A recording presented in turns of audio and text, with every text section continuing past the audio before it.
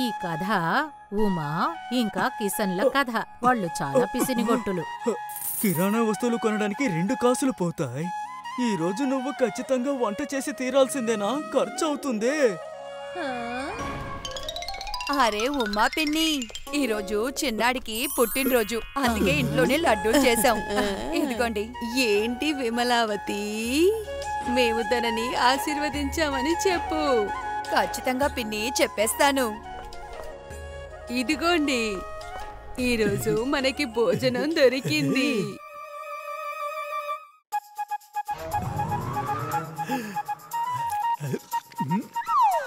అద్భుతం, అద్భుతం, అద్భుతంగా ఉంది. ఎంతటి సువాసన!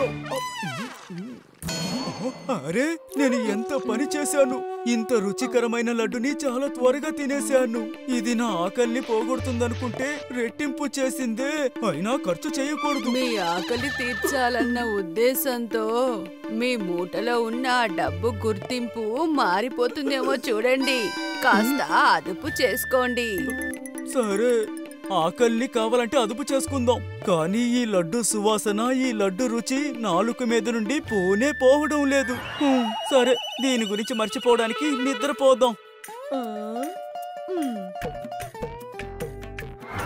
లడ్డు, నేను దాన్ని మర్చిపోలేకపోతున్నాను. నాకు కూడా. ఇదిగోండి డబ్బులు. ఇందులో లడ్డు చేయడానికి కావలసిన వస్తువులు రాశాను. వెళ్ళి తీసుకురండి. మంచిది, నా మనసులో ఉన్న మాటని నువ్వు కనిపెట్టేశావు. నేను ఇలా వెళ్ళి అలా వచ్చేస్తాను. వస్తాను.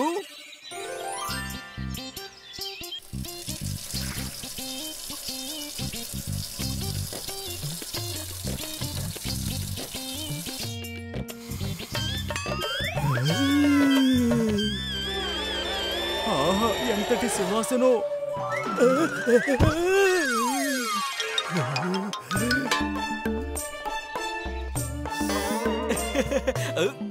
అరే, వాసన అదిరిపోయింది. అత్త, లడ్డూ చేస్తున్నావా? లడ్డూనా? అదేమీ లేదే.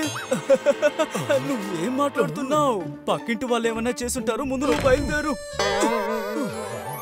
ఉన్నదేమో 2, కానీ లడ్లు 3 ఉన్నాయి. ముందు మనం మనిషికో లడ్డు చొప్పున తినేద్దాం.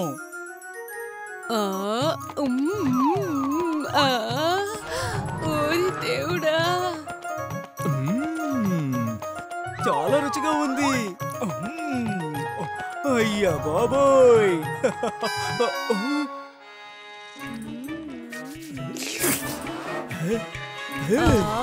ఇదెలా తీసుకుంటారు? కష్టపడి చేసింది నేను, దీన్ని మీరు తీసుకుంటారా? కానీ లడ్డూలు చేద్దామని చెప్పిన ఆలోచన ఎవరిది? కానీ డబ్బులు తీసిచ్చిందెవరు?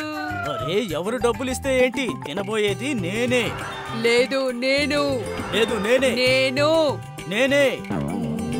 అయితే సరే, దీన్ని సగం చేసేద్దాం. అలా అయితే సరే. లేదు లేదు లేదు, కాస్త అటువైపు. ఇందులో నీ భాగమే ఎక్కువగా ఉంది. అరే లేదు లేదు, చిన్నదిగానే ఉంది.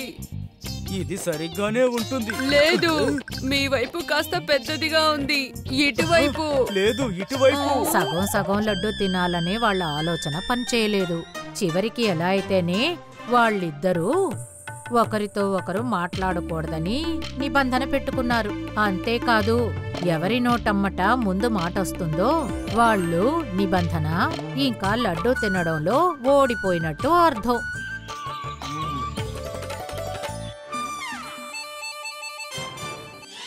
తను ఖచ్చితంగా ఉండలేదు, కాబట్టి ఈ నిబంధనలో నేనే గెలుస్తాను. ఎంతసేపు మాట్లాడకుండా నోరు మూసుకుని ఉంటారు?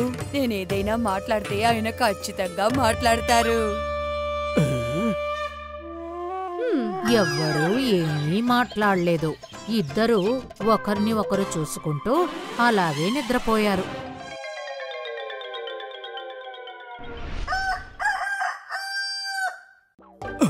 లేచాను. నా నోటి నుండి ఒక్క మాట కూడా రాకూడదు. మళ్ళీ పడుకుందాం. అది సరే, నేను నిద్రపోతూనే ఉంటాను. నేను నిద్రలేగవను, ఆయనతో మాట్లాడను.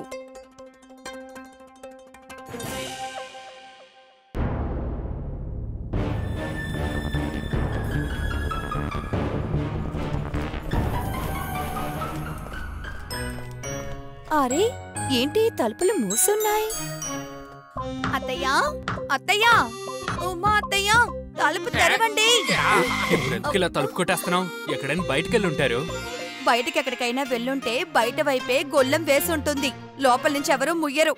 లోపల గడేస్తారా? ఇక్కడ ఏదైనా సమస్య జరుగుతుందా? మనల్లో ఒకళ్ళు కూడా 2 రోజులుగా అతన్ని చూడలేదు. మనం ఇప్పుడు తలుపుని బద్దలు కొట్టాలి, కొంచెం పొదుపు చేసి.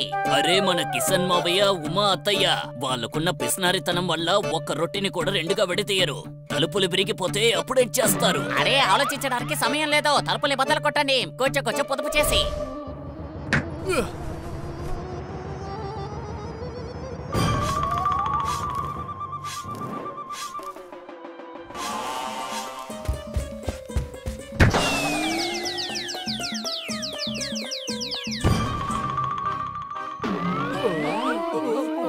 ఇప్పుడు ఉన్నది ఒక్క మార్గమే.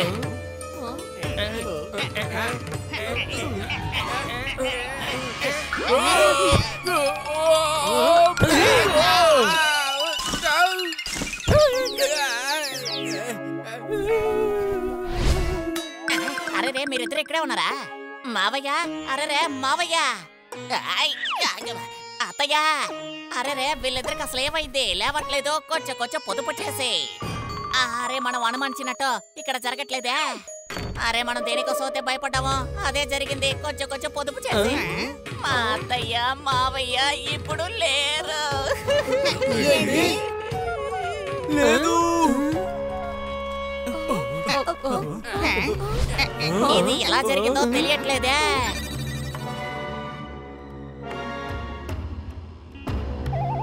ఇప్పుడు మనం ఏం చేద్దాం?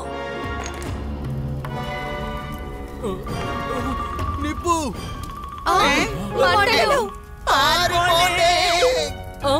అరే ఎవరైనా అత్తయ్యని మావయ్యని కాపాడండి.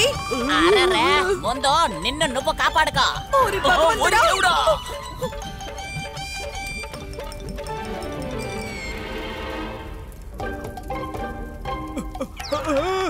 మంటలు మంచం దాకా వ్యాపించాయి. అరే త్వరగా లేచి ఇక్కడి నుంచి పరిగెత్తు. చివరికి నేనే గెలిచాను. కాపాడండి, కాపాడండి.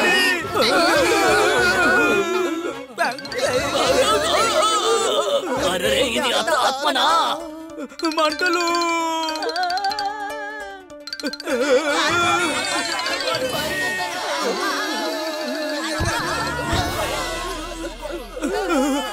అరే ఇక్కడ భూతం గీతం లాంటివి ఏమీ లేవు. మేమింకా ప్రాణాలతోనే ఉన్నాం.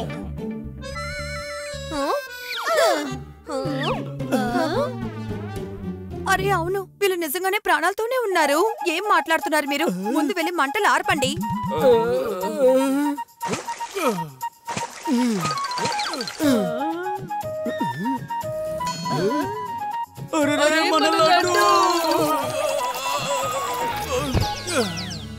అరే ఇది కాలిపోతోందండి.